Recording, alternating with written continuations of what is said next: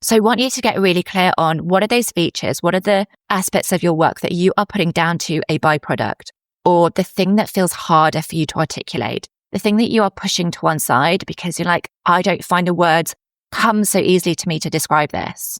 You need to get into that work. The thing that you are dismissing as hard right now is the thing that is keeping your business feeling hard. Welcome to Rich Work, the podcast for established female entrepreneurs ready to turn their expertise into premium clients and consistent high-ticket revenue. I'm Rachel Pearson, global brand and business strategist, skincare obsessed, and always distracted by booking the next mini break. Here you'll learn how to position like a luxury brand, attract clients who love to invest, and build wealth that actually lasts, so you can create the business and life you want, not someone else's version of success. This is where premium positioning and building wealth meet for women who are rewriting the rules. Let's get into it. I want you to think about conversations that you've had with your clients this week, conversations that you've had with peers, with friends in your industry, pieces of content that you have stopped on, that you have saved or secretly screenshotted this week because it is relevant to, it's activated how you see yourself or how you want to be seen. Then I want you to think about how much of that are you talking about in your own content? How much of that are you positioning in the work that you do? This is the gap we're going into today. The gap when you have got incredible results, you have evolved in your business, the way that you see yourself has changed, but your positioning has not. You have grown, your work has deepened, the results you're getting for clients now are completely different. It's like you've entered a different stratosphere to where you were 18 months ago, a year ago. But the positioning, the way that you show up and talk about your work has not shifted. And this is when you are marketing to a version of yourself that built the success that you have now, and it's not the version that you have become, and that is costing you. This is what we're going to get in today. It's something that I cannot tell you how many times I have experienced myself. And it has always been the stickiest of times, the thing that I have found the most uncomfortable, but has always led to the biggest breakthroughs in my business and in my brand. So let's talk about firstly, like, what is going on here? How do you know this is even showing up for you? Because you might be sat there thinking, no, it's cool, Rachel. Like, I know what results my clients get. I am able to talk about that. I've done a client testimonial this week. Good. But I can bet there is another layer to this, which you are not noticing and you are not owning. You may be talking about the client work that you do and the results that your clients get. But let me ask you this question. Do you lead with the results that your clients easily get? So by this, I mean the ones that happen in the first week, or the ones that you can prove have happened time and time again, the ones that you have the testimonials for, the ones that are easy to say, the ones that just trip off your tongue when somebody's like, what's the work that you do with clients? Or tell me about, something that's happened with your clients in the last week. You're like, oh yeah, so-and-so, she managed to sign 3 clients. She had clients that were coming in and asking about her highest ticket offer. This is examples from my business. Those results are easy for my clients to get, and they are the trap. Here's why.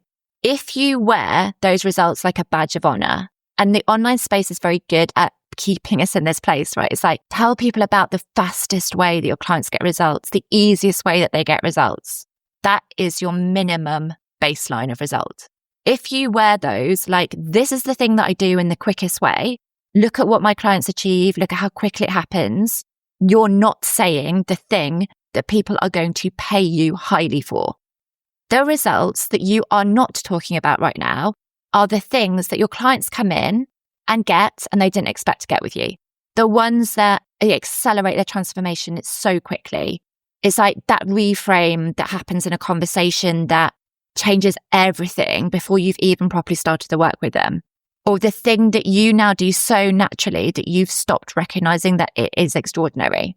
And you know what you're saying to yourself? You're saying it's a byproduct. It's something else, like an untold bonus. When people come in and work with you, this thing happens. It's like poof, like magic. That is the thing you are not talking about that is keeping you in the gap where your positioning has outgrown the results. Because, of course, it's easy to talk about the things that you've got reams of testimonials for. It is easy to talk about the thing that you have become so comfortable with owning that you talk about it on repeat. This is the shift. In this episode, you listening to this podcast, this is where you're like, holy shit, Rachel, there are so many things that I am not talking about right now. There are so many pieces of magic. There are so many aspects of my work that I am just attributing to being a byproduct of the work or the type of client that I attract or the energy that I'm giving out. No, this is not accidental. It is all intentional because of who you have become in your business, how you now work, the expertise that you now are able to deliver. That has all shifted. But you are still marketing the easy, more quote unquote tangible results that were what your business used to run off. When you are looking to position your business to a more premium level, this is the work that you need to do. This is the uncomfortable shit that people call like an evolution and make it sound really glossy. It's hard. It's hard, but it is the thing that is going to transform your work from speaking to a different level of pricing, positioning, and the revenue that you're bringing into your business. So I want to look at, firstly, why this is happening, because when you see why, you won't be able to unsee it. You are sitting in the language that is easy for people to understand, or that's what you're telling yourself. When you say something like, my clients hit their first 5-figure month within 90 days, people get that. There's nobody that can really like question it. I mean, they might want to see the proof of it, of course, like the context, but it's very, here's the result, here's the proof, bam, bam, bam, this is what I did. They can picture it, they can desire it because it's very functional. It is actually very transactional. The deeper results are harder to articulate. If I take my own business and what I do, I can go into somebody's business, I can meet somebody, not even in person. They can give me something as a message. This is what's been happening within my Telegram group, even today when I've been recording this podcast episode. They give me a message about what's going on in their business and the scenario, and I can see exactly what it is that's the problem that they're not saying. Like, they give me a different problem, and I'm like, no, I don't think it's this. And I haven't looked at the context of your business, and I haven't looked at your offers, and I haven't looked at your content. But based on my experience, this is what I think it is. Let me put this into a scenario of your business, and you tell me whether you think this resonates. And it's like, even today when I've done that, somebody's like, holy shit, this is completely flipped what the problem is for me. I see now where I am not positioning myself to the ideal client. I can do that because, yes, I've got all this experience in business in the past, but I also am highly intuitive at looking at how the message, like the language somebody gives me, and I read between the lines. It is not easy for me to explain that. The easiest language for me to talk about that is premium positioning, right? How do I say that within like 2 or 3 sentences? How do I distill this down into a caption? How do I make it sound so catchy on Instagram? It's hard, right? Because it's not the easy way of talking about the tangible transformation. How do I sell an identity shift that changes how women show up commercially in their business forever? That's the work that I do. That is the level that I get to with my clients really quickly. How do I sell that? How do I talk about that? I can't bullet point it.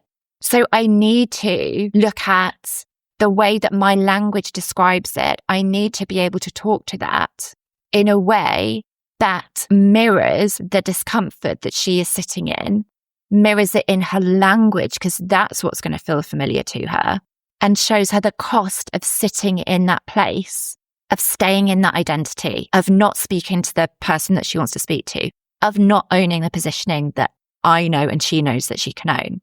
I need to make the way that I describe it, the way that I picture it, feel so familiar to her by mirroring it back into her language.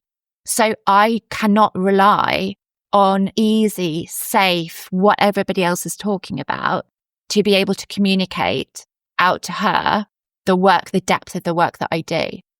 And does that take more work to articulate? Abso-freaking-lutely. That if you are sat there listening to this episode because you want to attract leaders into your work, you want to attract clients that light you up, you want to attract like the 1% mindset of somebody who is willing to invest, wants to grow, wants to evolve, then this is not hard. Doing the work to articulate the true depth of what you do and find the language and the familiarity that means that she feels so mirrored in the way that you're describing it. For me, that is not hard. What is hard is continuing to attract in a level of client that frankly, I don't want to work with and that I'm not best placed to help. That's when my business would feel really hard. So how can you start to really get clear on what it is that you're hiding right now?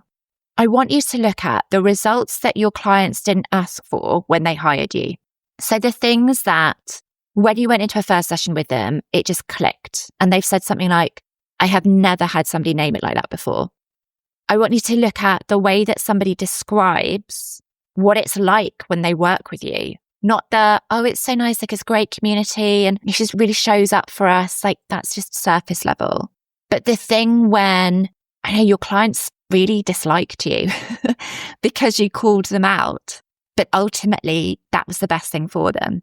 Is it things that they are asking, that you're doing work with them that you are not directly talking about in the offer, but then actually you realize that that has become one of the biggest pieces of work that you do? This was my own realization that happened in my business about a year ago when I realized that a large part of the work that I was doing, particularly in one-to-one work, was supporting clients to come up with their own brand and position it. I came up with the naming of it. I would come up with the naming of their offers, and their business would literally blow up within like the week of us doing it. And they would start to get referenced using the language that I had come up with. And this is not on them, it's on me, that I didn't own that piece of my work that I was doing. And I was not owning the value of that work. So therefore it just became like part of my one-to-one coaching. There was a huge brand development piece that I was not talking about. And it's not that I now charge extra for doing that.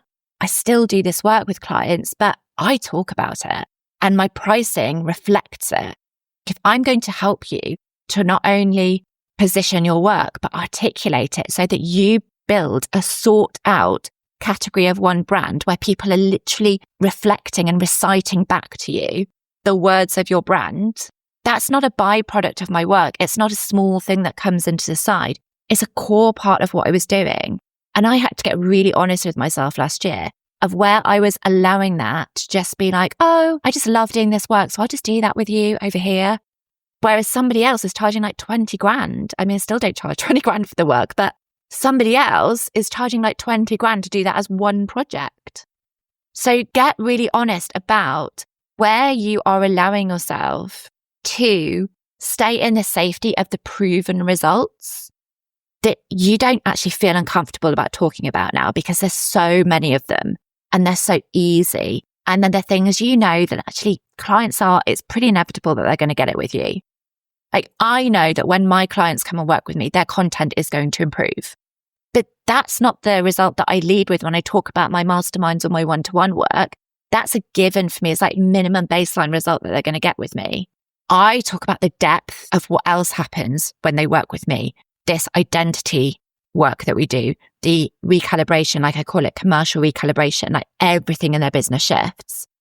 It's harder to articulate than saying your messaging is going to get so much better. In one post, you're going to be able to attract in the dream client. That happens in my work a lot, but that's not what I'm selling it on because that's not going to attract in the depth of client that I want to work with and that gets the best results with me. 2 years ago, absolutely. Right client, now not. So I want you to get really clear on what are those features, what are the aspects of your work that you are putting down to a byproduct or the thing that feels harder for you to articulate, the thing that you are pushing to one side because you're like, I don't find the words come so easily to me to describe this. You need to get into that work. The thing that you are dismissing as hard right now is the thing that is keeping your business feeling hard. So what do you do to update your positioning to match where you are, to make sure that you are really establishing that premium level of positioning that you know is going to attract in the right level of client to do the depth of work that you do? Before I go into this, if you are listening to this and recognizing that your positioning has not caught up with where you actually are, this is the exact work that we do inside Calibration Mastermind. It is my 6-month mastermind for women who are exactly the person I'm talking about in this episode, who you know that you are operating at a higher level. You know the results that your clients get is not even coming through a smidge in your content, is being diluted down in your stories. You are holding it back because you can't find the words to articulate it, which is both happening on an identity level of you owning it, but also because the strategy in your business, the messaging, the content, the offers, the pricing do not reflect it. This is the space where women like you come in and we match it. We match where you are today. You have outgrown what has built your business, and that's not wrong, but that is not where you are going. It is time to own where you are at, and calibration is that space. If you're interested to learn more, then click into the show notes at the end and you will be able to find out more details about calibration or know exactly where to DM me directly. So how do you close the gap with your positioning? Firstly, stop leading with what is easy to understand, what is comfortable for you to say, and start leading with what is true in your business. The results that are hardest to articulate are the most powerful. Sit with them, find the language for them. This is the work. Secondly, look at your best clients right now, not the clients that were the easiest to come in and sign, not the clients who are doing the speed of work, but the ones that are not your most common client.